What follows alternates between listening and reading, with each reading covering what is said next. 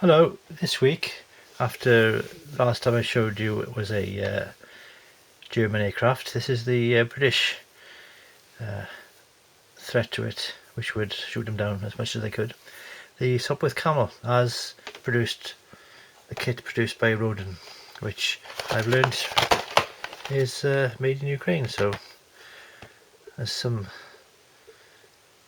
hopefully that'll be still being made after all the unpleasantness. As you can see in the back, you've got the nice clear painted instruction for the painting and the decal positioning, and the box art itself, I could put that on it, happily point that on a well, frame it. Mr. William Barker's aircraft is the subject of the kit. You've got nice instructions again. There's 2 or 3 different examples. This is from by Captain Kinnaird, I think, or Kincaid. I can't pronounce the English words anymore. Kincaid, I think that says. The decals all very clearly produced. Lots of detail. I see no problem with that. And the instructions themselves do a lot of very useful information on the rigging positions. Got a nice little rigging map there, and likewise with the struts.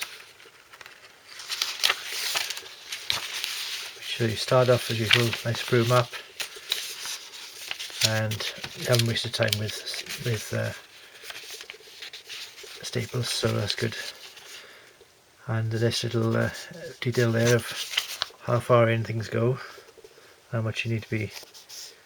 Good detailed view of the engine, to be honest. I know it looks basic, but it's similar in construction, to be honest, as the engine going into the Revel triplane, dry decker, because you've got that part sticking in there and there, so it's very similar in design, that part. But you've got a nice fuel tank in there as well, and the seat, so that's extra detail you don't always get.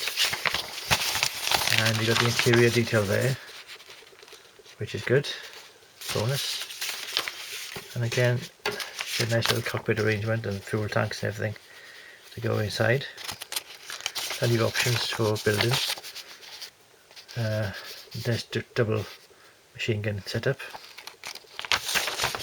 And as I say, you got different versions. Got this one by Donald McLaren, sorry. Donald McLaren. Then you got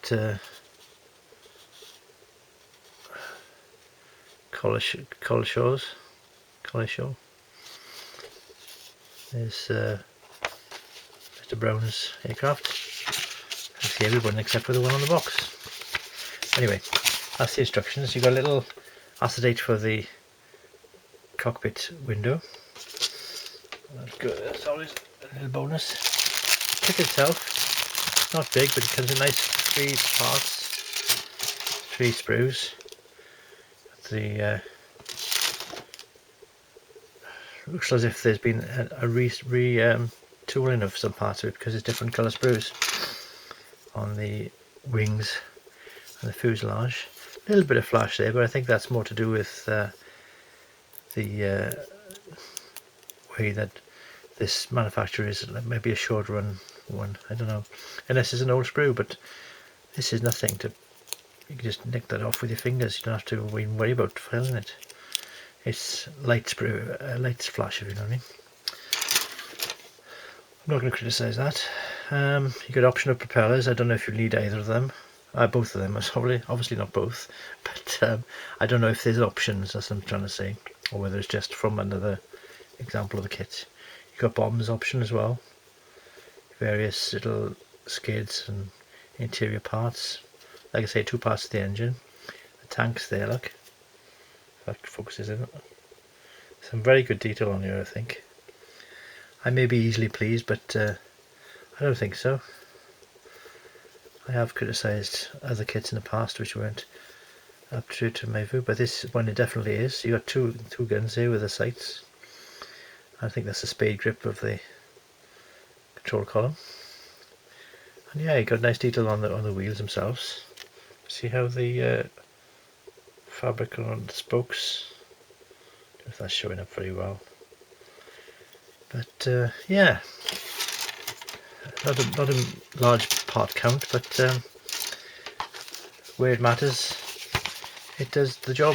Nice little bit of information leaflet there, but it's a bit small writing, but if you've got good eyesight, you'll be fine with that.